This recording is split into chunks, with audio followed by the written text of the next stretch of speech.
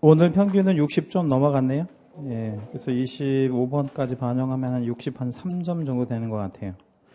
잘하셨습니다. 초기를 생각하면 많이 올라간 거죠. 그죠? 예. 자, 28번 문제 보겠습니다. 예, 공인중개사 법령의 규정과 부합하지 않는 건, 제시문이 좀 있는데, 공인중개사 갑은 소공이 되려는 을과 중개보존이 되려는 병을 고용하려 한다라고 했어요. 1. 갑은 을이 실무교육을 이수했는지 확인하고 이수한 경우에만 고용하여야 한다라고 했는데, 고용은 언제 하는 거예요?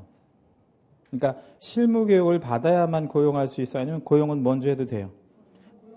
먼저 해도 되죠. 먼저 해도 되고, 뭐 하기 전까지만 실무교육을 받으면 되는 거예요. 업무 개시 전까지. 예, 그러니까 미리 고용을 해도 상관은 없죠. 그러니까 예를 들자면 고용을 오늘 하고 다음 주부터 출근해. 그리고 다음 주도 출근할 건데 그 안에 뭐 해? 실무교육 받아. 이렇게 해도 되잖아요. 그러니까 꼭 실무교육을 이수했는지 확인하고 고용할 필요는 없다라는 얘기입니다. 그 밑에다가 하나 좀 적어 넣어 보면 고용한다 이런 말 쓰잖아요. 우리가 그죠? 고용한다. 그럼 고용은 계약을 하는 거예요? 아니면 뭐 허가를 받는 거예요? 계약을 하는 거지. 고용 계약. 계약을 하는 거라고. 누구랑 누가? 계공과 고용인이. 그렇죠? 계공과 고용인이 계약을 하는 거니까 이거 허가를 받거나 그런 게 아니잖아요. 그러니까 실무교육, 고용 요건에 들어가지 않는다. 업무 개시 요건에 들어가는 거지, 고용 요건에 실무교육이 들어가는 건 아니에요. 그래서 1번이 틀렸습니다. 2번. 갑은 을을 고용하고 을이 업무를 개시하기 전까지 등록관청에 신고하였고, 신고는 해야 되겠죠. 뭐 하기 전까지? 업무 개시 전. 고용을 먼저, 신고를 먼저. 고용을 먼저 하고 신고는 나중에 합니다. 이때 행정수수료는 납부하지 않았다. 행정수수료 없다는 얘기죠. 고용신고하면 뭐 관청에서 뭘 주는 게 없잖아요. 그러니까 행정수수료는 따로 없는 거고요. 3. 갑은 의뢰의 자격증 원본을 받아서 사무소 보이기 쉬운 곳에 게시하여야 한다라고 했는데, 을이 소공이니까 소공의 자격증 가져오라고 해야 되는 거 맞죠? 그래서 원본을 가져오라고 해가지고 게시해야 해요. 누가? 을이 갑이. 갑이 해야 돼요. 게시물 게시의무는 계공의 의무이니까. 4. 갑은 을에게는 업무 개시 전까지 업무사항 사용할 인장을 등록하라고 하였다라고 했는데, 인장 등록도 해야죠, 을이. 그래서 왜냐면 업무 개시 전까지 인장을 등록해야만 업무를 할 수 있으니까. 5. 갑은 병에게 직무교육을 이수해야 고용신고가 가능하다고 설명하였다라고 했는데, 잘 보셔야 돼요. 5번은 직무교육을 이수해야만 고용이 가능해? 아니면 고용신고가 가능해? 고용신고. 왜? 그러니까 1번하고 2번은 비슷한 문제인데 전혀 다른 취지라고요. 왜냐면, 자, 1번은 실무교육을 꼭 받아야만 고용하는 건 아니라 그랬잖아요. 그러니까 5번도 마찬가지야. 직무교육을 꼭 받아야만 고용을 하는 건 아니라고. 그런데 5번은 뭐를 물어봤냐면, 고용신고를 하려면 그 고용신고서에 뭐를 첨부해야 돼요? 여기다 한번 적어볼까요? 신고를 이제 나중에 하잖아요. 이때 신고할 때 뭐하고 뭐를 첨부해야 돼? 그러니까 소공일 때는 뭐, 중개보조원일 때는 뭐,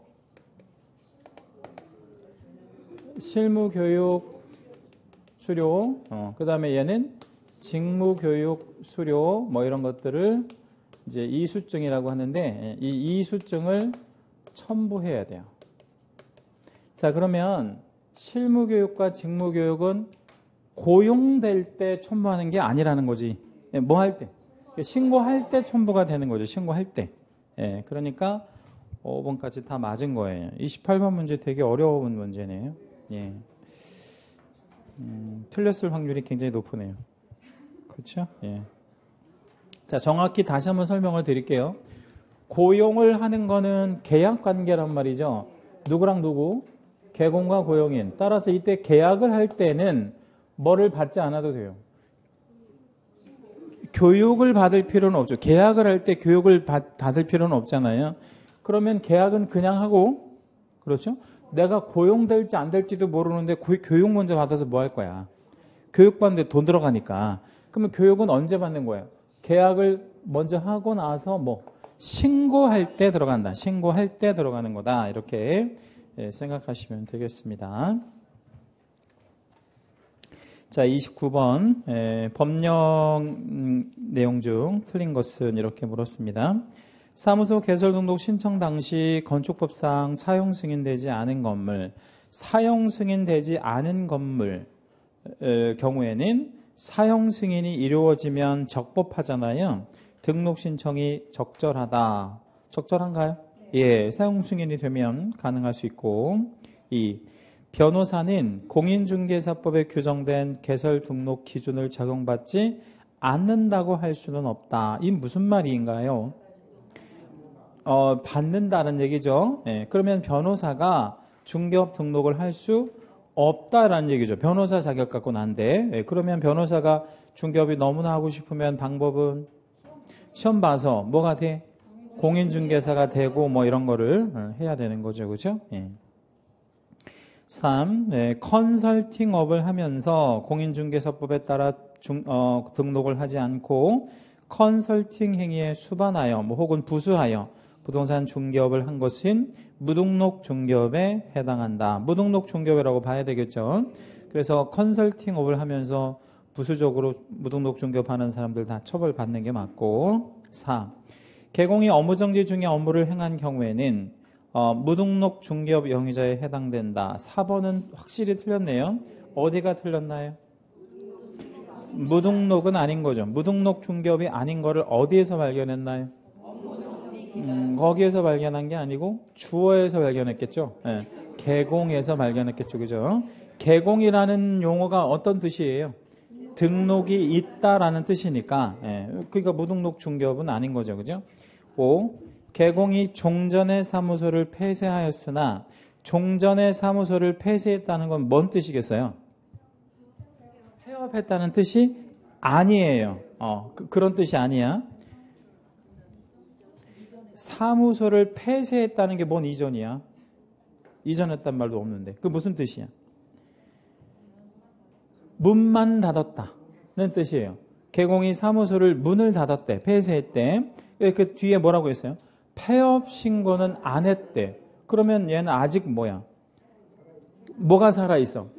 등록이 살아있죠. 등록이 살아있는 상태에서 또다시 새로운 등록을 또 했다면 그럼 이거 뭐예요? 이중 등록에 해당이 됩니다. 그러니까 이중 등록 안 걸리려면 어떻게 하고? 폐업 신고를 하고 해줘야 되는데 안 하고 있으니까 당연히 이중 등록에 해당될 수밖에 없죠. 자, 30번 조사 확인 문제입니다. 틀린 거 1번. 등기사항 증명서 갑구를 조사하여 제한물건에 대한 가등기 가압류 가처분 등을 확인하였다라고 했는데 그 갑구에 하고요 제한물건하고 각각 채색을 좀 해주세요. 갑구랑 제한물건이랑 각각 채색을 좀 해주시고 갑구하고 제한물건 어울리지 않죠. 뭐를 바꿔야 되겠어? 앞에 거를 바꾸든 뒤에 거를 바꾸든 바꿔야 되겠죠. 네, 그러면 이제 앞에 거 살리고 뒤에 거를 바꾼다면 소유권에 대한 이렇게 바꿔줘야 되겠고 뒤에 거 살리고 앞에 거를 바꾼다면 을구로 바꿔주면 되겠죠. 뭐 그렇게. 그러면 우리가 무슨 사실을 알았냐면 첫 줄만 이렇게 앞뒤를 바꾸면 된다는 얘기잖아요. 네, 그럼 되게 중요한 사실을 하나 알았는데 가등기, 가압류, 가처분은 무슨 구에도 올 수 있다는 얘기네. 을구에도 올 수 있어요. 을구에도 가등기, 가압류, 가처분 뭐 이런 거 올 수 있습니다. 저당권에 가압류할 수 있어요? 예. 그럼 저당권에 가압류했다는 뜻은? 그러니까 을구인데 그 뜻이 무슨 뜻이냐고. 저당권에다가 가압류가 걸렸다. 그럼 그 뜻은 무슨 뜻일까요? 저당권자한테 받을 돈이 있다 이런 뜻이지 뭐. 저당권자한테 받을 돈이 있다 이런 뜻입니다. 지상권에 가처분 걸릴 수 있어요? 없어요? 있어요. 말소금지 가처분 이런 거 걸릴 수 있다고. 말소금지 가처분. 예.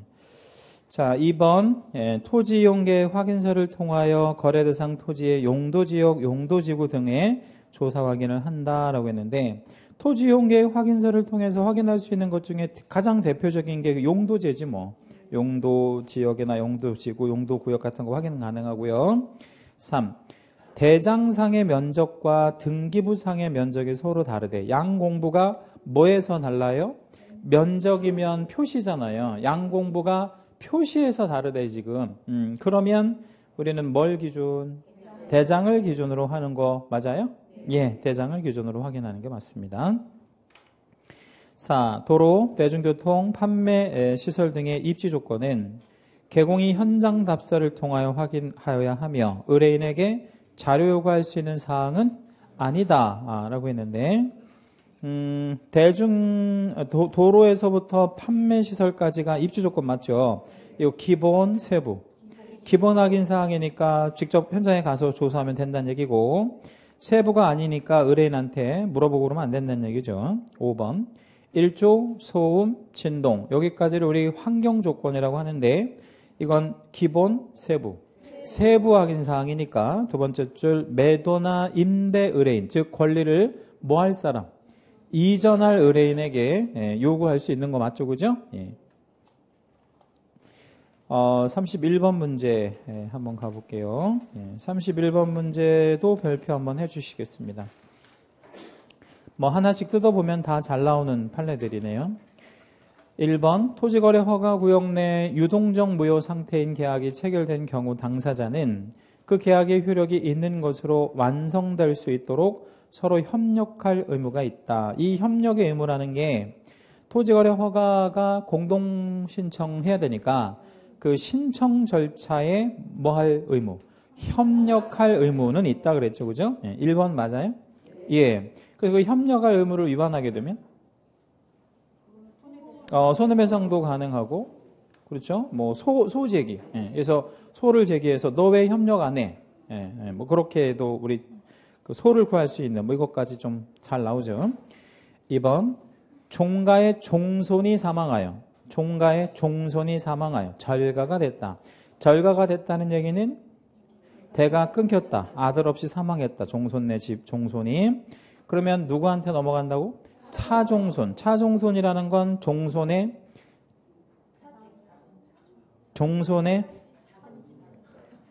작은 집이 어디 있어? 종손의 동생. 동생, 친동생 없으면 사촌 이렇게 넘어간다는 얘기. 그걸 차종손이라고 해요. 종손의 그 동생을 얘기합니다. 근데 차종손이 종가의 제사 상속을 이제 하고 차종손도 저류가 됐다. 역시 대가 끊겼다는 거예요. 차종손의 집도. 그럼 누구한테? 순차 차종손은 뭔 뜻이에요 또 그러면? 그 밑에 동생한테, 동생들한테 계속 넘기겠다는 겁니다. 그러니까 분묘기지권은 포기하겠다, 포기하지 않겠다. 절대 포기할 수 없는 그런 훌륭한 제도다라는 그런 뜻이 대부분의 생각인 거죠. 예, 뭐 그런 거고. 3. 명의신탁 약정에서 실권리자인지 여부를 가리는 핵심적인 징표 중 하나는 그가 과연 부동산에 관한 물권의 취득자금을 부담했는지 여부를 할 것이다. 3번 밑에 여백에다가 사례 하나만 좀 그려놓을게요. 아직 우리 시험에 본 시험에 한 번도 소개된 적이 없는 판례인데, 자 명의신탁은 누구랑 누구 간의 약정이죠? 신탁자와 수탁자 간의 약정이잖아요. 근데 신탁자는 뭐를 보고 신탁자라고 하느냐 이거지.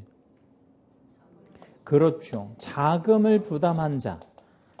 자금 부담자를 뭐라고 부른다고? 신탁자라고 한대. 그 판례 취지가. 그러면 수탁자는? 명의자죠. 명의자. 명의된 사람. 명의자가 수탁자가 되는 거죠. 그러니까 쉽게 말하면 뭐 된 놈이 신탁이라는 거예요. 돈 된 놈이 신탁이다. 예, 그러면 신탁자한테 좀 세게 처벌하는 거 맞아? 예, 몇 년 얼마? 5년에 2억. 얘는 3년에 1억. 예, 그것뿐만 아니고 신탁자에게 부과되는 게 뭐가 있을까요? 과징금. 그렇죠? 예. 이행강제금. 이런 거는 전부 누구한테? 신탁자에게. 왜? 얘가 돈 있는 애니까 얘한테 부과한다. 그럼 누구한테는 부과하지 않는다는 얘기네. 수탁자한테는 과징금, 이행강제금 이런 거 부과하지 않습니다. 과징금은 가액의 몇 퍼센트 이내에서 부과하죠? 과징금 30% 과징금. 그 다음에 이행강제금은 2번 부과할 거거든요. 1차, 2차 이렇게 2번 부과할 건데 1차는 10, 2차는 20. 그래서 전부 합쳐가지고 60%까지 최고 부과받을 수 있는 게 이제 신탁자가 되겠죠. 자, 그렇고 4번 경매 절차에서 부동산을 매수하려는 사람이 다른 사람과의 명의신탁 약정 아래 그 사람 명의로, 그러니까 명의를 빌렸대. 매수 대금을 완납을 했대요. 그러면 누가 돈을 낸 것으로 해야 되겠습니까? 자, 그러면 그 말이 조금 어려우면 두 번째 줄 무슨 약정? 명의신탁의 약정은 무효잖아요. 그러니까 명의신탁의 약정이 무효니까 그 약정으로 어떤 효력도 발생하지 않는다는 거예요. 그럼 돈을 냈대. 그럼 누가 낸 거야? 누가 낸 거야? 신탁자가 아니면 수탁자가? 그러니까 어떤 효력도 발생하지 않는다 그랬잖아요. 그러면 명의신탁의 약정이 유효라면 신탁자가 소유권을 취득해야 되잖아. 그런데 그게 무효니까 누가 소유권을 취득하는 게 맞아? 수탁자가. 그러니까 여기서 누가 돈 낸 거로 봐야 돼? 수탁자가 수탁자. 명의된 사람, 명의된 사람이 소유권을 취득하는 게 맞아. 그러니까 매수대금의 부담자가 취득하게 되는 게 아니고 매수대금의 부담자가 뭐야? 신탁자가 취득하는 게 아니라 수탁자가. 그러니까 너네들 이런 쓸데없는 약정 같은 거 하고 그러지 마. 이런 거 아무 효력도 없어. 이런 얘기죠. 그러면 법원에서는 돈 낸 놈이, 그러니까 실질적으로 돈 낸 놈, 그러니까 명의상 돈 낸 사람이 누구야? 수탁자잖아. 그 수탁자가 세금을 낸 것으로밖에 볼 수 없으니까 결국에 누가 소유권을 취득? 수탁자가. 그럼 이제 신탁자는 매수 대금 있죠? 그거 반환만 요구할 수 있는 거죠. 소유권을 주장하거나 소유권 이전을 요구하거나 할 수 없고. 4번 판례도 아직 우리 본 시험에 한 번도 안 나온 판례입니다. 5번 교육환경보호구역 내에 있는지 여부를 판단하는 기준은 해당 업종의 전용 출입구로 보아야 하고 반대로 학교 경계선은 학교 교육이 실질적으로 이루어지는 공간의 경계선이라고 보아야 한다. 그거 그림 하나 좀 그려놓으면 여백에다가 자, 요게 이제 학교 부지이고요. 여기에 학교가 이렇게 있어요. 학교. 이게 학교입니다. 학교. 그러면 절대 보호구역이 학교 뭐로부터 몇 미터까지죠? 학교 정문으로부터 50m까지를 절대 보호구역이라고 하죠. 상대 보호구역은요. 학교 경계선으로부터 200m까지를 상대 보호구역이라고 하잖아요. 그죠? 이때 따지는 게 200m짜리 따질 때 정문 아니면 경계선 어디로부터 따지죠? 경계선. 이 경계선이 이 하얀 선이 말하자면 부지 경계가 되고 실제로 만약에 실제 담장이 아니 그렇게 하지 말고 이렇게 합시다. 노란 선이 있는데 이 노란 선이 경계가 되는 거예요. 도면상 경계. 그죠? 그러면 이때 200m를 따질 때 노란색으로 따지는 게 아니라 이거 흰색이 뭐냐면 담장이야, 담장. 그러면 흰색이 담장이면 담장으로부터 따지는 게 맞다는 얘기야. 왜 담장으로부터 따지는 게 맞냐면 학교 교육이 실제로 이루어지는 장소가 담장 안쪽에서 이루어지니까. 그래서 여기서부터 따져주는 게 맞고, 그 다음에 이제 반대편은 또 건물이 하나 있을 거 아니겠어요. 근데 건물이 이렇게 있는데 이 건물에 PC방이 들어가려고 하는데 PC방이 이제 200m 선이 여기라고 한번 가정해 보고요. 여기가 200m 선이야. 그러면 출입문이 여기 있으면 PC방에 들어가 못 들어가? 못 들어간다는 거예요. 그런데 만약에 출입문이 여기 있으니까 못 들어가니까 여기를 막아버렸어. 건물주가. 막아버리고 여기에다가 출입문을 냈어. 그러면 실질적인 출입문이 여기잖아. 그럼 200m 어디? 밖에 있으니까 이건 된다 이 말이지. 예, 그래서 그 얘기예요. 이거를 그림으로 표현을 하면. 그러니까 두 번째 줄에 전용 출입구라는 것은 200m 밖에 출입구가 있으면 그걸 기준한다는 얘기고, 학교 경계선은 도면상 경계를 말하는 게 아니라 실질적으로 교육이 이루어지는 그 공간의 경계선으로 봐야 된다. 그러면 그냥 개념적으로 보면 이 판례는 이 PC방 업주에게는 유리한 아니면 불리한? 좀 유리한 의미의 판례가 된다는 얘기겠죠. 예. 32번 문제에 들어갑니다. 32번 문제는 토지거래 허가제도 관련한 선매제도에 대한 문제인데, 옳은 것은 이렇게 물었어요. 1번. 토지거래 허가를 받아서 취득한 토지가 이용 목적대로 이용되고 있는 경우에 당해 토지는 선매협의 대상이, 매수의 대상이 된다라고 했는데, 선매가 없네요. 문항에. 밑에 여백에 하나 좀 적어 볼게요. 선매는 선자가 무슨 선자죠? 먼저 선자고, 매자가 무슨 매자라 그랬죠? 살매, 먼저 사겠다 이런 얘기인데, 선매 대상 토지는, 그죠? 선매 대상 토지는 두 가지가 있어요. 1, 2. 1이 뭐예요? 공익사업용 토지일 때 도로 깔아야 돼. 도로 필요한 거. 그 다음에 또 하나가 뭐예요? 방치되는 토지. 방치되는 토지. 아깝잖아. 땅 방치하고 그러면. 땅 방치하고 그러면 아까우니까.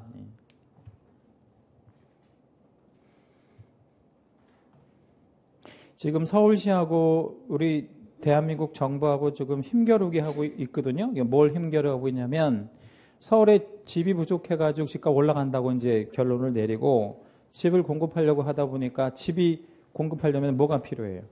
땅이 필요하잖아. 근데 땅이 필요한데 서울시에 땅 내놓으라고 하니까, 서울시 땅이 어딨어?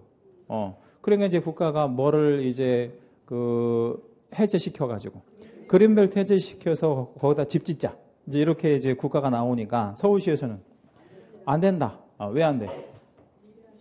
응? 우리 후손한테 물려주는 것도 뭐 좋은 뜻이지만, 강남, 서초, 송파 사람들이 절대 반대. 왜 절대 반대? 강남, 서초, 송파가 다 그린벨트로 둘러싸였는데 걔네들이 총 맞았냐고. 그래서 거기가 공기도 좋고 녹지도 많은데 그걸 다 거기다 헐어가지고 거기다가 아파트 져놓으면 어떻게 되겠어요? 안 되겠지. 그런데 이제 강남, 서초, 송파 사람들이 우리나라 돈, 힘 다 갖고 있는데 안 된다고 이제 또 하는 거죠. 근데 또 서울시장 입장에서는 또 거기 또 지지 기반으로 하고 있으니까 서로 반대. 그래서 지금 이제 나온 게 이제 뭐냐면, 놀고 있는 땅, 방치하고 있는 땅에다가 아파트 짓자, 뭐지 이런 얘기인데, 아파트를 지어야 되겠죠. 근데 어디다 지어야 되는지는 뭐 나중에 제가 볼 때 한 10년, 20년 지나야 이제 그때 이제 어떻게 하는 게 좋을 건지는 아무튼 나올 것 같긴 한데, 결론은 집이 확실히 부족한 건 맞는 것 같아요. 서울의 집값이 자꾸 올라가는 거 보면. 통계치로 보면 서울이 세대수가 390만 세대? 뭐 이 정도 된대요. 서울에 지금 살고 있는 그 세대수만. 근데 지금 아파트로만 따져가지고 160만 세대 정도밖에 안 된다네. 그러니까 절반도 안 되는 거죠. 그러니까, 서울에서 지금 살고 있는 세대 중에 41%만 자기 집이 있다 그러는 거죠. 자기 집. 나머지는 60%는 뭐 전세나 뭐 이런 거 살고 있다는 얘기니까 집이 확실히 없기는 한 것 같아요. 그런 거 같잖아요. 뭐 그렇습니다. 그래서 이제 이거를 선매해가지고 뭐 집도 짓고 뭐 하겠다는 얘기죠. 이걸 이제 선매라고 합니다. 그러면 1번은 선매할 수 있다는 얘기야, 아니면 선매를 못 한다는 얘기야? 못 한다는 얘기죠. 왜 못해? 이용 목적대로 이용하고 있는 토지면 안 된다는 거죠. 다만 이용하고 있다 하더라도 그게 무슨 토지라면, 공익사업용 토지라면 당연히 선매가 되는데 그 말은 없으니까 선매 대상이 될 수 있는 땅은 아닌 거죠. 이게 2번. 시장구청장은 토지거래 허가 신청이 있은 날로부터 2월 안에 선매자를 지정하여 토지 소유자에게 통지해야 한다라고 했는데, 이게 선매자를 지정 통지하는 게 2월이 아니고 한 달이 맞아요. 예, 그래서 한 달 안에 토지 소유자에게 선매자 지정해서 토지 소유자에게 통지하는 게 맞습니다.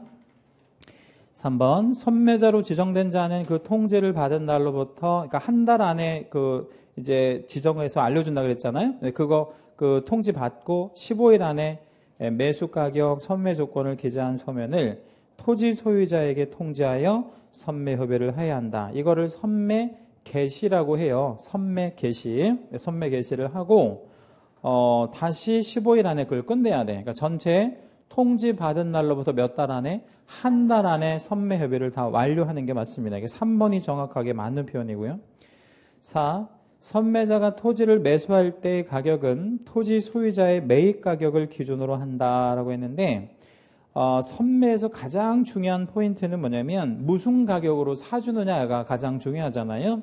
근데 되게 뭐 산지 몇십 년 된 토지도 있을 수 있고 그렇잖아요. 그러니까 매입 가격을 기준으로 사준다는 건 말이 안 되잖아. 그 사람 30년 전에 평당 10원씩 샀는데 그럼 10원에 사줄게 이건 말이 안 되잖아요. 그러니까 어떤 가격으로 사줘야 돼? 감정가. 공시지가도 아니고 뭔 가격? 감정가로 사주는 게 맞죠. 5. 선매 협의가 이루어지지 아니한 때에는 토지 거래 계약에 관한 허가 신청에 대한 불허가 처분을 하여야 한다라고 했는데 선매 협의가 결렬될 수 있어. 이건 강제성이 있는 게 아니니까. 그렇다면 허가 간청은 뭐나 뭐 중에 하나 하면 되겠어요. 허가나 불허가. 무조건 불허가를 할 필요는 없는 거고요. 허가나 불허가 처분 둘 중에 하나를 하면 되는 거구나. 이렇게 생각하시면 되겠죠. 뭐 그 정도 보시면 될 것 같고 33번 문제에 넘어가면 실명법 문제가 나오는데 틀린 거 1번. 부동산에 관한 임차권 등기 채색 하나만 하겠습니다. 임차권 등기는 물권 등기, 채권 등기. 채권 등기. 그럼 실명법에서 말하자면 규율로 삼고 있는 등기는 물권 등기만. 자, 무슨 등기만요? 물권 등기만 이 실명법에서 규율 대상으로 삼고 있어요. 그러니까 무슨 등기는 뭐 실명이든 차명이든 안 따진다는 거야. 채권은 실명이든 차명이든 일체 따지지 않는다는 거예요. 그래서 위반이 아니다. 위반 아닙니다. 2번 양도담보에서부터요. 신탁 등기까지 쭉 한번 밑줄 한번 잡아주시고 거기 나와 있는 양도담보에서부터 신탁 등기까지 명의신탁이다, 명의신탁이 아닌 것이다. 명의신탁으로 보지 않는 것들이죠. 거기 양도담보에서부터 신탁 등기까지 명의신탁이 아닌 것으로 보는 거죠. 거기서 한 가지 좀 설명을 요하는 거는 맨 마지막에 신탁 등기 있잖아요. 그게 뭔 말이냐면 거기 맨 마지막에는 신탁 등기에다 밑줄을 한 번만 해보시고 밑으로 빼보세요. 이거는 뭐냐면 신탁 어법상의 유효한 신탁을 말하는 거예요. 유효한 신탁 등기를 말하는데 이건 왜 필요하냐면 이 유효한 명의신탁도 사실은 필요한 거예요. 그러니까 명의신탁이 아니라 유효한 신탁 등기도 필요한 게 왜 그러냐면 4살 먹은 아이가 갑자기 고아가 된 거야. 부모가 하늘 한시에 이렇게 돌아가셨는데 4살 먹은 아이가 1000억대 재산을 물려받은 거야. 1000억대. 근데 일가 친척이 많아. 그러면 많은 게 좋아? 아니면 없는 게 좋아? 없는 게 차라리 좋죠. 일가 친척이 많으면 어떤 문제가 생겨? 이제 외가, 친가 쪽에서 싸울 거 아니에요. 그래서 없는 게 좋다고. 그래가지고 이제 가족들이 회의를 해서 이제 뭐 조금이라도 친척이 있으면 뭐라고 해주는 게 좋아?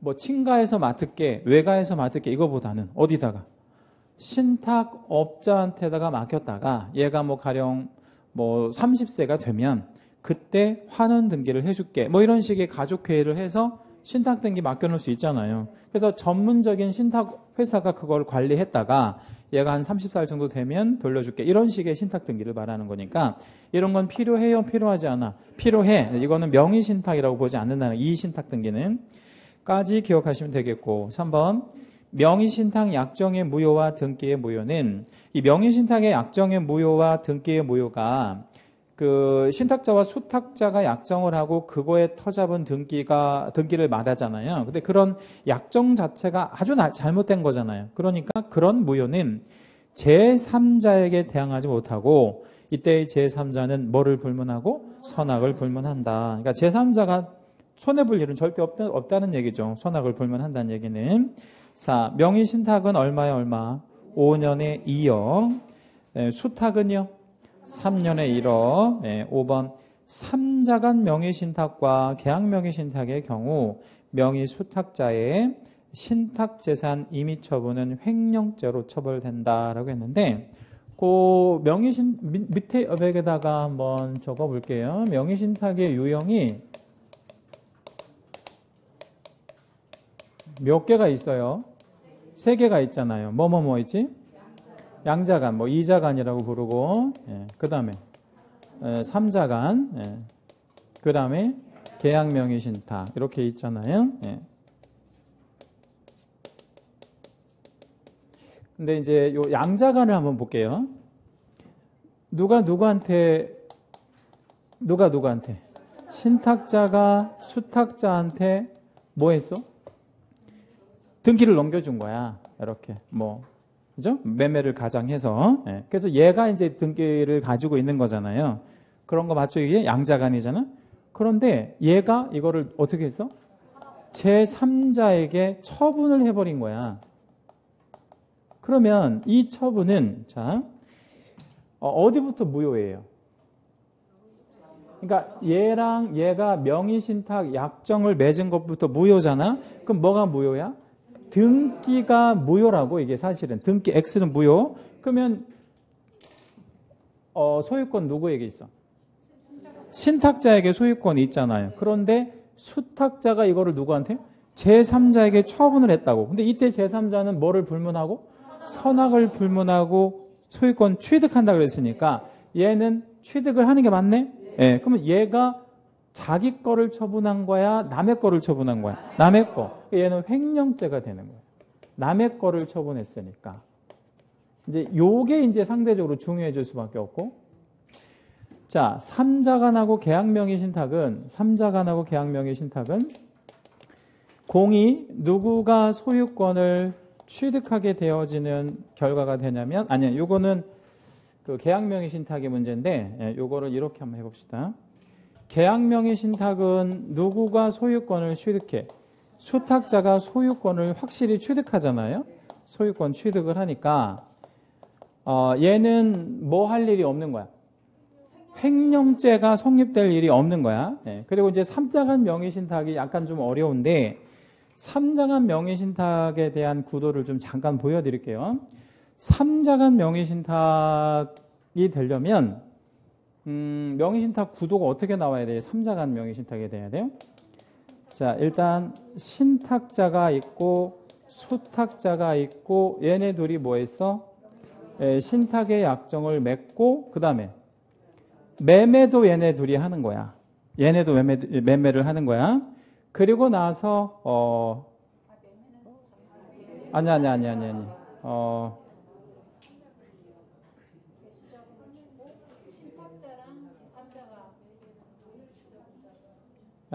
수탁자가 맞고 매매를 아니. 제3자 신탁의 약정을 하고 제3자가 아니라 아니. 요거를 좀 먼저 한번 계약명의 신탁을 한번 먼저 그려볼게요.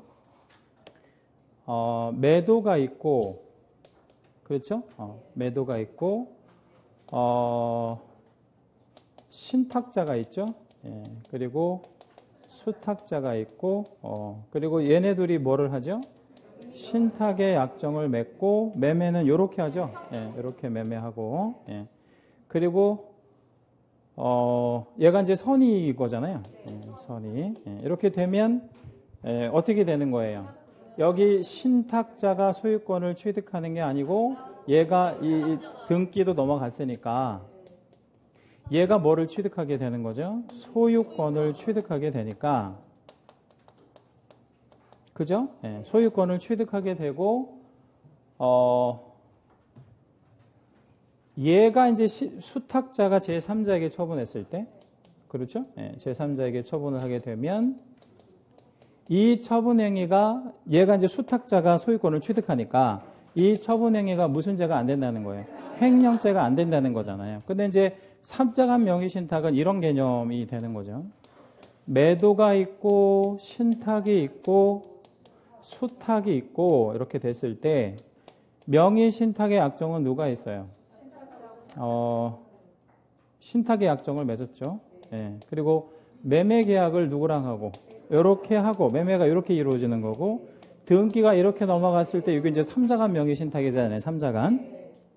근데 이제 요거가 계약 명의신탁이고, 이게 이제 3자간 명의신탁이 되는데, 얘가 다시 제3자에게 처분을 하게 되면, 이 처분행위랑 비교를 한번 해보면 조금 달라요. 어떤 의미에서 달라? 지금 이 매도가 등기를 얘한테 넘겼잖아요. 근데 매매는 누구랑 했지? 이렇게 했지. 그럼 얘는 선악일 때 악의가 된다고. 왜 악의가 돼? 알고 넘겼으니까. 예, 따라서 등기는 지금 누구한테 있는 거예요? 그러니까 명의는 누구한테 있어? 명의는 수탁자에게 있지만 매도가 소유권을 가지고 있다고. 왜 매도가 소유권을 가지고 있어? 이 등기가 무효니까. 네, 등기 무효니까. 요게 이제 3자간이 되잖아요. 근데 이 처분행위하고 이 처분행위하고 차이점이 있다고. 어떤 차이가 있어요? 소유권이 지금 자기 거냐 자기 게 아니냐의 차이가 있잖아요. 소유권이 지금 누구한테 있지? 매도인한테 있기 때문에 자칫하면 이게 소유권이 아닌 사람이 처분했으니까 횡령죄가 될 수 있잖아. 근데 대법원 판례가 뭐가 나왔냐면 이게 나왔다고. 자, 횡령죄로 고소할 실익이 있는 사람이 누가 있냐 이거죠. 횡령죄로 고소할 실익. 잘 생각해봐요. 횡령죄로 고소를 할 실익이 있는 사람.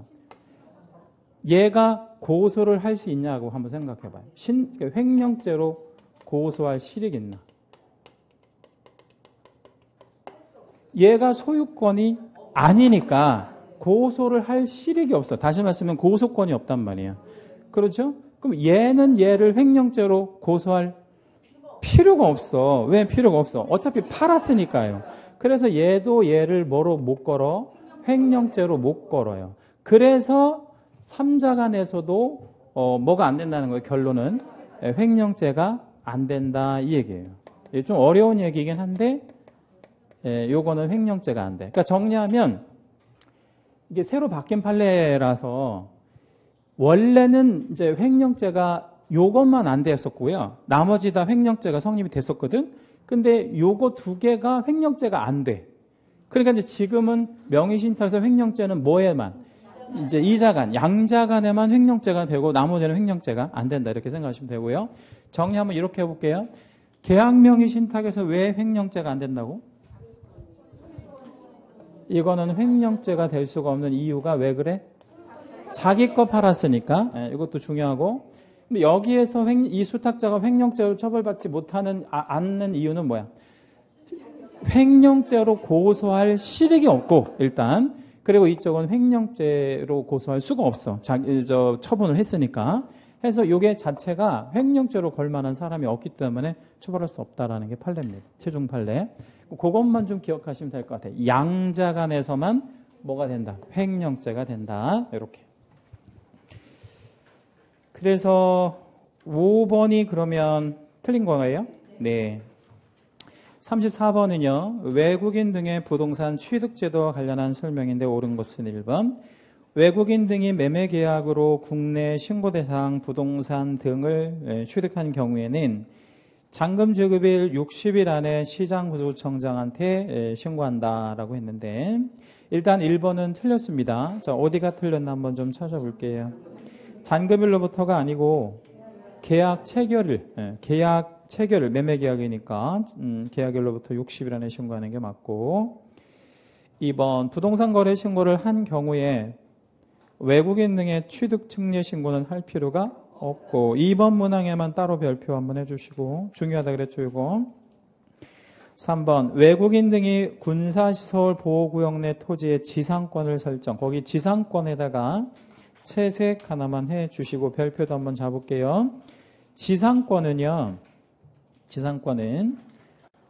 토지거래 허가에서는 허가의 대상이 됩니까? 네. 토지거래 허가 구역에서는 허가의 대상이 돼. 근데 외국인 등의 사전허가 구역이 4가지가 있잖아요. 뭐가 있지? 군문, 생, 야. 거기서는 허가 안 받아. 그러니까 다시 지상권은 토지거래 허가 구역에서만 허가를 받고 외국인 사전허가 구역에서는 지상권이 허가의 대상이 아니에요. 그러면 군문, 생야 구역 안에서는 무슨 권리만? 소유권만 허가의 대상이 된다고. 그러니까 3번에 지상권은 허가를 받을 필요가 없어. 외국인 사전허가 구역에서는 소유권만 허가의 대상이 됩니다. 4. 외국인 등의 문화재 보호구역 내 토지를 취득한 경우에 계약일로부터 60일 안에 허가를 받아야 된다. 4번은 어디가 틀렸나 한번 찾아볼게요. 어디가 틀렸어요? 그러니까 이게 어떻게 해야 돼? 문화재 보호구역 안에 토지를 취득한 경우 이러면 안 되고 문화재 보호구역 안에 토지를 취득하고자 하는 경우 사전에 허가를 받아야 되는 거지. 사후 60일 안에 허가받으면 안 되지. 그건 그 허가도 아닌 거잖아요. 5번 외국인 등이 토지거래 허가를 받은 경우라 하더라도 외국인 등의 사전허가 구역 내 토지인 경우에 취득허가는 별도로 받아야 한다라고 했는데 뭐 받으면 뭐 면제? 토지거래 허가를 받으면 외국인 허가 면제. 반대도 있죠. 무슨 허가 받으면 무슨 허가 면제. 외국인 허가 받으면 토지거래 허가 면제. 상호 면제가 됩니다. 이거는. 35. 장사법 문제예요. 틀린 거 1번. 분묘의 설치 기간은 30년으로 제한하고 있으며 원칙 그렇죠. 이를 연장하고자 할 때 종손이 연장 신청을 해야 하고 30년씩 1회 하나의 연장 가능하며 최장 60년을 초과할 수 없다. 상당히 설득력 있는 지문인데 틀렸습니다. 자, 뭐가 틀렸나 한번 찾아볼까요? 종손이 그거 하고 그러는 거 아니겠죠? 그러면요? 연고자가 종손은 그런 거 안 시킨다 그랬죠? 예. 종손은 그냥 뭐만 해? 그냥 사람만 있으면 되는 거죠. 예. 장사 등에 관한 법률에서는 종손 나오면 안 돼요. 예, 그냥 무조건 연고자라고 해야 돼. 종손은 권리만 누리는 사람이지 뭘 부담하고 그러지 않아요. 만약에 그 종손이 연장 신청을 해야 할 의무가 있다면 권리자거나 의무자라고 한다면 의무도 부담하게 돼서 나중에 60년 지나면 1년 안에 뭣도 해야 돼? 철거도 해야 되잖아. 근데 철거 안 하면 어떻게 돼? 1년 1천 징역 살잖아. 예. 근데 그 종손을 징역 보내고 그러면 안 되잖아요. 예. 그렇죠? 예. 그럼 재산은 누가 지내냐고. 자, 2번. 가족묘지는 100, 종중, 문중묘지는 1000을 각각 초과할 수 없고 법인묘지는 10만 제곱미터 이상이어야 한다라고 했는데 가족묘지 100, 종중문지 1000, 종중문중묘지는 1000, 법인묘지가 10만 제곱미터 이상, 거기다 우리 채색 하나만 할게요. 법인묘지는 10만 제곱미터 이상이어야 해요. 그러니까 이거는 하한의 제한이 없고, 그렇지, 하한의 제한을 주는 거지. 그러니까 아무리 작아도 얼마 이상은 있어야 된다는 거야. 10만 제곱미터 이상. 그러니까 상한의 제한이 없는 거지, 특이하게. 그러니까 법인묘지는 좀 어떻게 만들어라? 크게 만들어라. 허가 요건이 그렇다는 얘기고. 3. 개인묘지를 설치한 자는 설치한 후 30일 안에 시장 등에게 신고해야 하며 사후 신고 맞아요. 그리고 개인묘지는 면적이 얼마를 초과하면 안 되고 30제곱미터 초과하면 안 되고. 4. 상수원 보호구역. 상수원이라는 건 우리가 먹는 물을 상수원이라고 하죠. 접도구역. 접도구역이 뭐라 그랬죠? 차가 피난하는 구역이라고 했지. 차가 피난하는 구역. 문화재 보호구역. 문화재 보호구역은 말 그대로 문화재를 보호할 구역이고 군사시설 보호구역. 이런 데에다가 묘를 설치하고 그러면 돼, 안 돼? 안 되죠. 거기 군사시설 보호구역 같은 데다가 묘지를 설치하면 안 되는 이유는? 위험할 수 있잖아. 그 군사시설 보호구역 같은 데 잘못 들어가면 막 쥐레 터지고 그러니까 들어가지 말라는 얘기고, 그리고 또 군사시설 보호구역 같은 데다가 뭐를 잔뜩 만들어 놓으면요, 묘를 잔뜩 만들어 놓으면 나중에 전쟁이 났을 때 위험할 수도 있잖아요. 누가 위험해? 아군이 위험할 수도 있잖아. 묘 같은 게 있으면 그게 굉장히 중요한 엄폐물이 될 수 있으니까 그런 것들 일체 만들지 말으라는 얘기죠.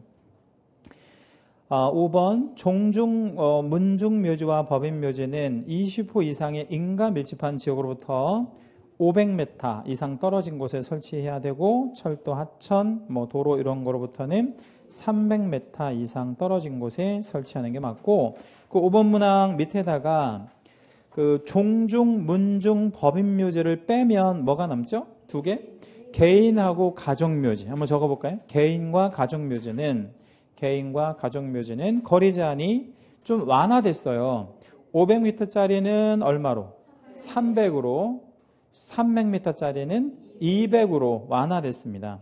다시, 개인과 가족묘지는 20호 이상 인가 밀집한 지역으로부터 몇 미터? 300m만 띄울 거고, 그 다음에 도로, 철도, 하천으로부터는 200m만 띄울 거예요.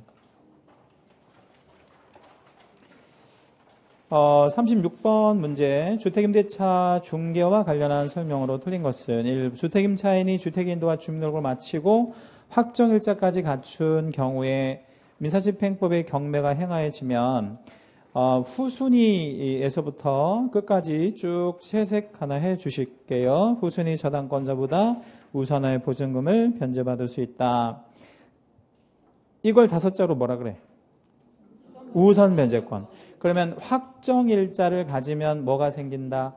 우선 변제권이 생긴다. 이런 말이 되네요. 2번. 2018년 7월 8일 확정일자를 갖추고 동년 7월 10일 날 인도와 전입신고를 했대. 자, 확정일자가 이틀 전에 갖췄죠. 그러면 우선 변제권은 언제 생겨? 모든 것이 갖추어져야 되잖아. 근데 모든 것이 갖춰지려면 대항력도 생겨야 되거든요. 그럼 대항력이 언제 생겨? 7월 11일 0시부터 생기는 거 맞죠? 그죠? 확정일자를 만약에 7월 11일 날 받았다면,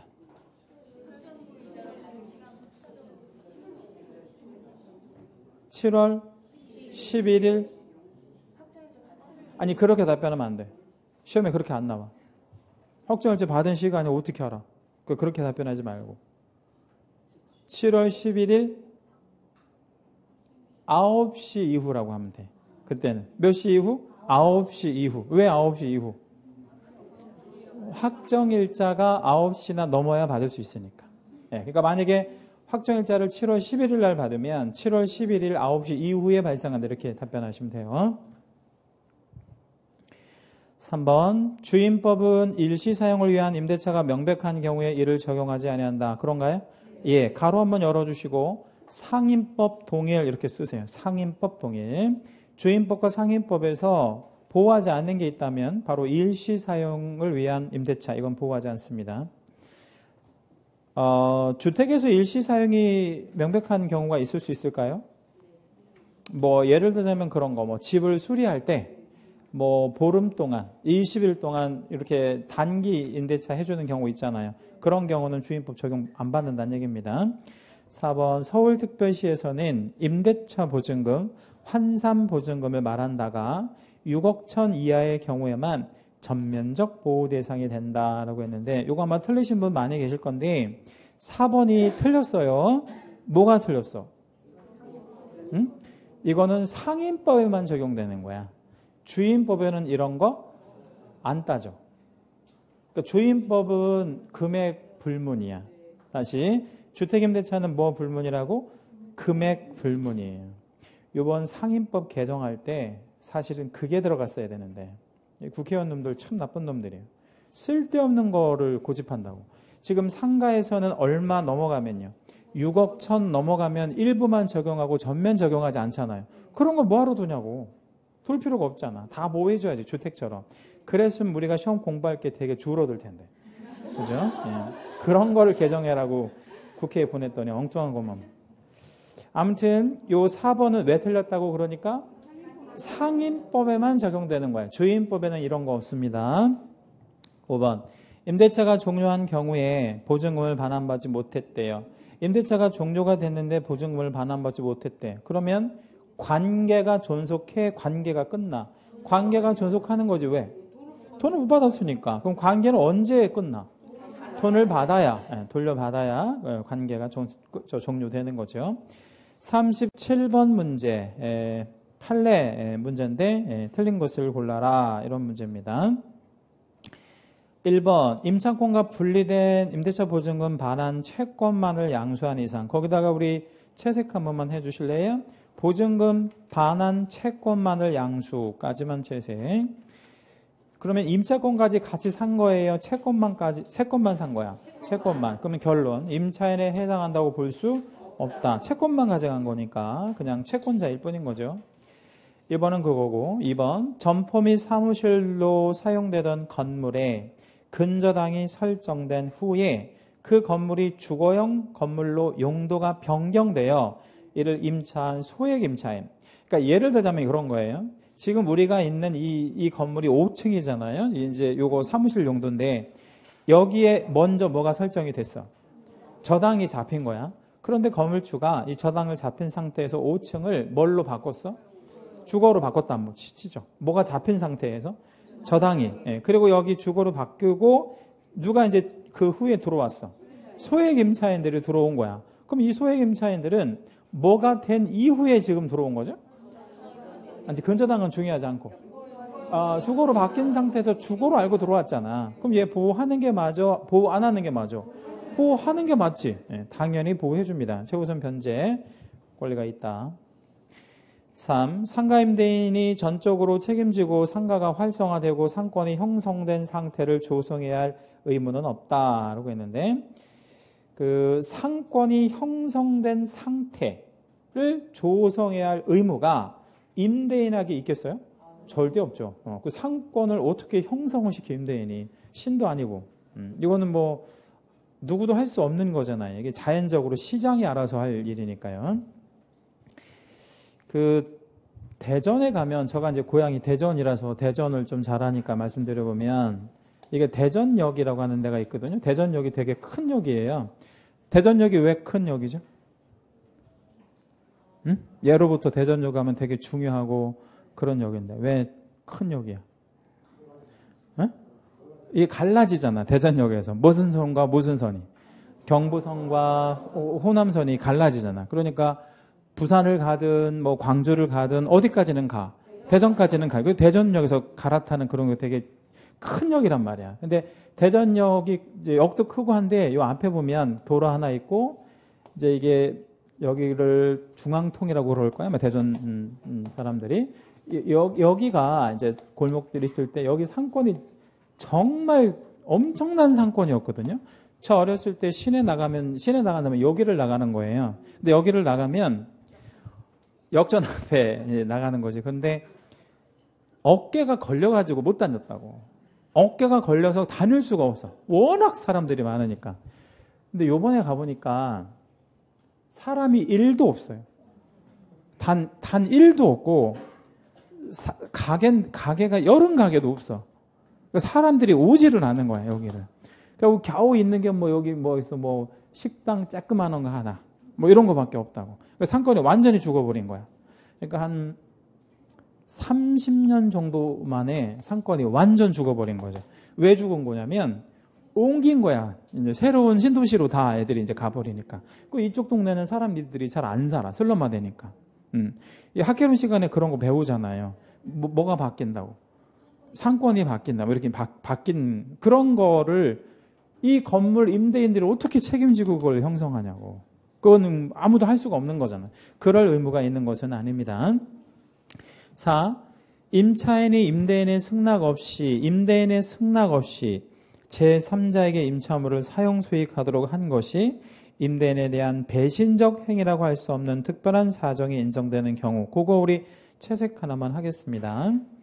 배신적 행위라고 할 수 없는 특별한 사정이 인정되는 경우, 그거는 좀 기억하실 거예요. 별표도 한번 해주시고, 원래 임대인의 승낙 없는 전대차는 계약 해지 사유잖아요. 그런데 이 조건이 붙으면 어떤 조건 한번 읽어봐 주실래요? 배신적 행위라고 할 수 없는 특별한 사정이 인정되면 뭐 할 수 없다? 해지할 수 없다. 이건 판례니까 알고 계시고요. 그런 사정이 인정되지 않으면 해지할 수 있는 거고 그런 거죠. 이 판례 좀 중요한 판례니까 알고 계시고 5번 상가 임차인이 계약 갱신 요구에 관하여 전체 임대차 기간을 5년으로 제한하고 있고 이는 강행 규정에 해당하므로 5년이 경과된 상가 임대차 기간은 법정 갱신이 되지 아니한다 이렇게 돼 있는데 일단 5번은 틀렸는데요. 그 5년을 몇 년으로 좀 바꿔주시고 10년으로 바꿔주시고 취지도 틀렸습니다. 근데 이제 어떤 얘기냐면 이게 이런 얘기예요. 자, 밑에 여백에다 사례를 하나 좀 적어 놓을게요. 상가 임대차를 1년으로 해놨어요. 1년. 예. 자, 그러면 이제 여기서 여기까지가 1년이야. 여기서 여기까지가 1년입니다. 그렇죠? 예. 그러면 1년이 지나면 나가야 돼? 나가기 싫어. 장사 안 잘 돼. 그러면 계약 갱신 요구할 수 있지. 기간 만료 몇 월에서 몇 월 전에. 여기가 1년 딱 되는 시점이야. 여기가 계약한 시점이고. 예. 그러면 몇 월에서 몇 월? 6월에서 1월 전. 예. 그러니까 역으로 하는 거야. 여기서부터 6월이면 여기서부터 여기까지. 이게 몇 월에서 몇 월이라고요? 6월에서 1월 사이에. 6월에서 1월 사이에 뭐를 하겠다고? 계약 갱신 요구를 하겠다고 내가 의사를 밝히면 되는 거야. 몇 번 밝혀? 이제 9번을 밝히는 거야. 왜 9번이야? 이제 최초 1년은 그냥 가는 거야. 최초 1년은 그냥 가는 거니까. 해가지고 이제 이 9번 간다고 쳐봐요. 이게 이제 9번이야. 여기까지가 이제 9번 하면 이게 몇 년이야? 10년이 딱 됐다고 쳐봐요. 이제 10년이 됐어. 그럼 이제 10년째 될 때 기간 만료 6월에서 1월 사이에 나 더 하겠다고 안 된다, 이제 이게. 왜 안 돼? 다 끝났으니까. 이제 계약갱신 요구 다 끝났잖아? 해가지고 그냥 10년이 끝났어. 끝났는데 이때까지 아무런 통지가 없었다는 얘기야. 자, 무슨 통지가 없었을까요? 나가라는 통지도 없고, 뭔 소리야. 나가라는 말도 없고, 나가겠다는 말도 없었던 거야. 그러니까 임대인과 임차인이 아무런 통지가 없었다고. 그러면 법정갱신 돼, 안 돼? 된다라는 판례야, 이게. 그러면 이제 법정갱신은 몇 년짜리로? 1년짜리, 1년 단위로 연장이 되는 거야. 이렇게, 1년. 계속 연장돼? 계속. 법정갱신은. 예, 그 대신 요거는 무슨 갱신으로? 법정갱신으로 연장되는 거고, 여기는 이거는 계약갱신 요구권을 행사해서 요구되는 거예요. 계약갱신 요구권 행사. 그러니까 뭐랑 뭐는 별개다. 계약갱신 요구권과 법정갱신은 별개다 이 말이에요. 전혀. 그러니까 이거를 10년 지났다고 해서 나가는 게 아니라고. 나가겠다고 안 하고 나가라고 안 하면 그냥 갱신되는 거. 이렇게 이해하시면 돼요. 그 판례. 그러니까는 이제 연장이 이제 10년까지 되면 나가는 걸로 우리가 알고 있잖아요. 그럴 필요 없다. 법정갱신은 된다. 5번 틀렸고요. 38. 매수신청 대리 등록을 한 개공의 대리 행위에 관한 설명 중 틀린 거 1번. 개공은 매수신청 대리 행위를 하는 경우에 대리권을 증명하는 서류, 본인의 인감증명서가 첨부된 위임장과 대리인 등록증 사본을 제출한다. 1번이 일단 맞아요. 왜 맞냐면 내가 대리 위임을 받았는지는 증명하는 게 맞아. 2번. 개공이 법인일 때 임원 중 경매 실무교육을 이수한 모든 임원은 법원에 출석하여 입찰 대리를 할 수 있다라고 했는데 이게 틀렸어요. 자, 뭐가 틀렸나 한번 찾아보세요. 모든 임원이 입찰 대리를 하는 것은 아니에요. 그럼 누구만? 딱 한 명. 법인이니까 대표 한 명만 가. 그래서 실무교육도 누구만 받아? 대표만 받아. 그러니까 법인에서 입찰 대리를 모든 임원이 다 가는 게 아니라 딱 대표 한 명만. 그럼 분사무소 같으면 책임자 한 명만 가는 거예요. 2번 틀렸고 3.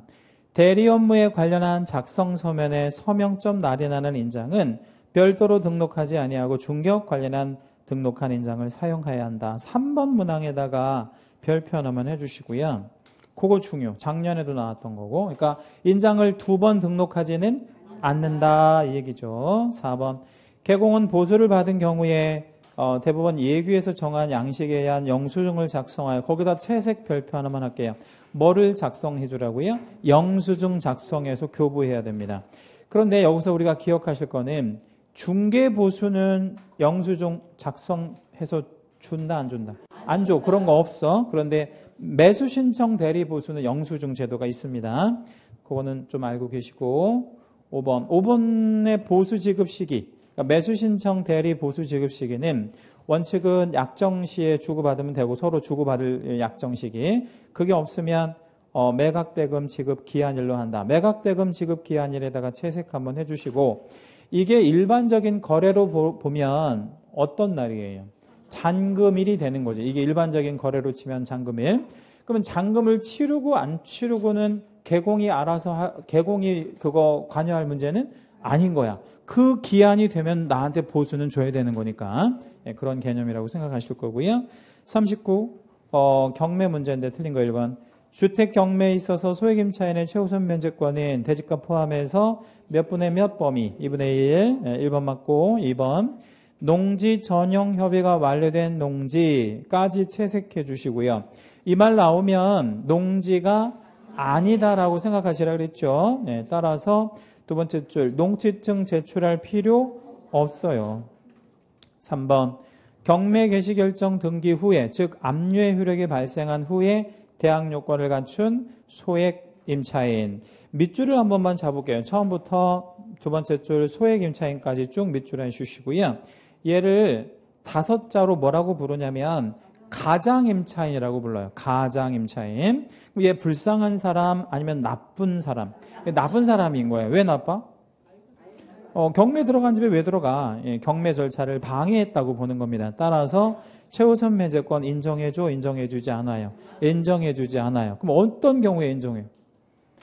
경매 개시 결정 전에 대항 요건을 취득해야. 그런 거죠, 조건이.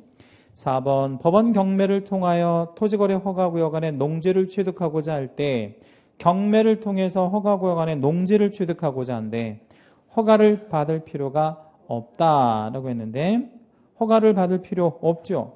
왜 없어? 경매니까 그러면 빵점이고 계약이 아니니까. 작년에 나왔다 그랬죠. 28회 본시험에. 5번 유치권에서부터 구분지상권까지 하나씩 좀 살펴보면 유치권하고 법정지상권은 경매 절차에서 지울 수가 없잖아요. 왜 못 지우냐면 얘가 등기되는 권리가 아니기 때문에. 근데 이 구분지상권이라는 말이 있잖아요. 그 구분지상권은 어떤 지상권이죠? 지표에 설정되는 게 아니라 상하에, 그러니까 공중에, 지하에. 자, 그럼 우리 공중에 그 구분지상권을 설정한 만한 그 공사가 어떤 공사가 있을까요? 공중에다가 구분지상권을 설정할 만한 공사. 거기 그 가로에 보면 이렇게 저 힌트 있는데 도로공사가 왜 이제 뭐 이렇게 그 뭐라 그러죠? 이렇게 고가도로 같은 거 한다든가 또 전기사업법 하면 또 한전 이런 거 한전에서 뭐 하려고? 뭐 고압 철탑 같은 거 설치하려고 이럴 때 이제 구분지상권 설정하고 지하에다가 하는 공사는 어디가 있어? 지하철 공사 뭐 이런 데서 이제 하는 건데 그러한 구분지상권은 무조건 인수. 이걸 왜 무조건 인수해야 되냐면 이거를 소멸시켜 버리면 지하철 노선을 바꿔야 되는 문제가 생기잖아요. 또는 뭐 뭐죠? 고가 이런 거 어떻게 바꿔? 그러니까 그런 거 손댈 수 없으니까 구분지상권은 무조건 인수, 성립 순위하고 상관없이 무조건 인수 되는 게 맞습니다. 자, 40번 문제에다가 별표 하나만 할게요. 요게 안 중요했다가 갑자기 중요해졌어요. 왜 갑자기 중요해졌냐면 개정이 돼가지고 그러니까 내용이 바뀐 게 아니라 이제 그게 바뀌었잖아요. 두 번째 줄 몇 개월 전? 6개월 전. 그게 뭐냐면 이제 요거 그림 가지고 그대로 한번 설명드려볼까요? 자, 이제 나가기로 했다고 치죠.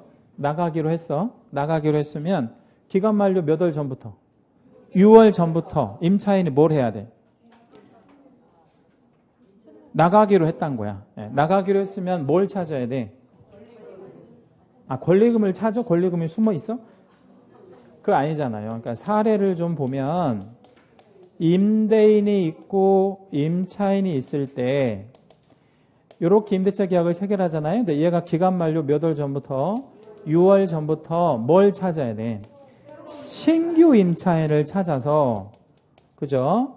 얘를 누구한테 소개시켜주고 얘한테 소개시켜줘서 둘이 새로운 무슨 계약을 해야? 임대차 계약을 해야, 예, 이걸 먼저 해야, 이게 1번이에요. 이걸 해야 얘랑 얘가 무슨 계약을 할 수 있어? 권리금 계약을 할 거 아니에요. 그래야 권리금 받고 나갈 거 아니야. 근데 이게 이제 원래 3개월 전인데 이게 6개월 전으로 바뀌었다는 얘기예요, 이게. 그러면 이 임대인은 얘가 이걸 권리금 받고 나가는 걸 방해할 수 없다. 이게 권리금 회수기의 보호제도라고. 그런데 방해할 수 있는 정당한 사유가 있다고. 방해할 수 있는 정당한 사유. 그거에 해당되지 않는 걸 찾으래. 자, 한번 읽어볼게요. 임차인이 주선한 신규 임차인이 되려는 자가 보증금 또는 차임을 지급할 자력이 없는 경우. 7번 볼게요. 얘가 신규 임차인이라고 누구 한 명을 나한테 소개시켜줬거든. 여러분은 건물주의라고 생각하시면 돼. 근데 이 사람이 다른 데서도 영업을 하고 있는데 뭐 안 내기로 유명해. 월세 안 내기로 유명한 거야. 그러니까 얘가 얘한테 야, 너는 안 되겠어. 이렇게 방해해도 돼? 예, 이건 정당한 사유가 되는 거예요. 임차인이 주선한 신규 임차인이 되려는 자가 임차인으로서의 의무를 위반할 우려가 있거나 그 밖에 임대차를 유지하기 어려운 상당한 사유가 있는 경우. 얘가 망치를 들고 다니면서 임대인을 막 습관적으로 두둑을 패고 다니는 애야. 족발집 사장처럼 막 망치 가지고 막 때리고 그런다고. 근데 망치 갖고 때리는 사람을 들이면 돼, 안 돼? 안 되잖아요. 그런 상당한 사유가 있을 때 거절할 수 있죠. 그 다음에 3. 임대차 목적물인 상가 건물을 6개월 이상 영리 목적으로 사용하지 아니한 경우라고 했는데 이 3번 문항이 되게 어려운 개념인데 자, 얘하고의 임대차 계약을 거절하려면 얘한테 이런 사유가 있어야 돼. 이 상가 건물을 비워놓을 거야. 영리를 목적으로 사용하지 않을 거야. 근데 그 기간이 얼마? 1년 6개월. 거기 말하는 6개월이 아니라 1년 6개월. 그러니까 이 임대인은 건물을 1년 6개월 이상 영리를 목적으로 사용하지 않을 생각이 있다고. 그러면 얘한테 뭘 하면 되겠어? 거절해도 돼. 이거는 비워놓을 거야. 그러니까 너 임대차 계약 안 돼. 이거 할 수 있는데 그게 틀린 거라고. 6개월이 아니라 얼마라고요? 1년 6개월. 여기서 조심할 거. 얘가 비워놓는 게 아닌 거예요. 누가? 얘가 앞으로 비워놓는 거를 얘기하는 거예요. 이걸 좀 조심하셔야 되고요. 그럼 만약에 이렇게 하면 어때?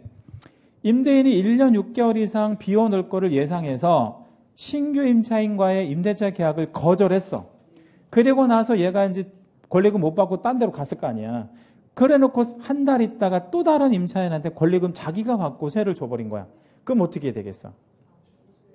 그러면 얘를 상대로 손해배상을 청구할 수 있도록 방해했으니까. 예, 그런 거까지 좀 같이 기억하시면 되겠고 중요한 건 얼마 이상 비워놓을 때 1년 6개월이야. 1년 6개월. 법에 잘 사용하지 않은 기간이니까 잘 알고 계실 거고 4번. 임대인이 선택한 신규 임차인이 임차인과 권리금 계약을 체결하고 그 권리금을 지급한 경우. 이건 무슨 얘기냐면 칠판 잠깐 볼게요. 신규 임차인을 누가 찾아냈어? 임대인이 얘가 찾아내서 얘한테 뭐를 준 거야? 권리금을 준 거야. 얘가 얘한테 이렇게. 예, 그러면 얘가 찾아낸 신규 임차인과 임대차 계약은 거절해도 된다 이 말이죠. 얘가 찾아냈으니까. 얘가 얘한테 권리금 줬다는 얘기니까. 그게 4번이고 5번. 임차인에게 계약 갱신 요구에 거절 사유가 있는 경우. 밑줄 한번 잡을게요. 계약 갱신 요구에 거절 사유. 예를 들자면 3기 이상의 차임 연체 같은 거. 그렇죠? 예. 그러니까 얘가 원래 임대차 기간 중에 3기 이상 차임 연체한 적이 있대. 예? 그러면 이거 거절해도 돼. 야, 너는 뭐 월세도 안 내고 무슨 권리금을 받고 나가냐? 이렇게 거절해도 된다. 이런 얘기입니다. 예, 그런 정도 이해하실 거고요. 자, 이제 동형모의고사는 마쳤고요. 다음 주에 우리 이론을 먼저 할지 아니면 백선을 먼저 할지 그거는 뭐 제가 좀 고민을 좀 해보고요. 예, 그렇게 할 거고 아무튼 이론 한번 그리고 백선 한번 이렇게 해서 두 번에 걸쳐가지고 이제 마무리 질 겁니다. 그리고 백선 문제가 지금 우리가 보고 있는 이 동형모의고사 문제보다 난이도가 조금 더 어렵습니다. 예, 예. 어렵다라는 표현보다는, 그러니까 어렵다라는 말 정정, 어렵다라는 표현보다는 항목이 좀 많아요. 항목이. 예, 그러니까 뭐 예를 들자면 뭐 다음 중 중개 대상물 아닌 거를 골라라 이렇게 하면 뭐 한 13개 이렇게 주고 막 거기서 찾는 거. 예, 그런 문제들이 100개인데 왜 그렇게 문제를 만들었냐면 거기서 다 나왔다고 하려고 그러는 거예요. 제가. 거기서 다 나왔다고 하려고. 예, 그래서 지금 우리가 풀고 있는 그 동형 160개랑 백선하고 하면 260개잖아요. 예, 그것만 잘 정리하셔도 웬만큼은 점수 나올 거고 이론까지 정리하면 90점은 다 맞을 수 있으니까요. 그렇게 알고 계시면 될 것 같아요. 다음 주에는 정규 수업으로 가는 거니까 10시에 시작을 할 거예요. 그리고 끝나는 시간은 아마 몇 시에 끝날지 모르겠고요. 아무튼 뭐 늦어도 6시 전에는 끝날 거예요. 예, 근데 아마 그렇게 갈 것 같아요. 모든 과목이. 예, 그 시간은 조금 늦게 끝날 것 같으니까. 왜냐면 양이 많아가지고 그 정시에 끝날 수는 없으니까 그렇게 알고 계시면 될 것 같고 다음 주 10시에 뵙도록 하겠습니다. 수고하셨습니다.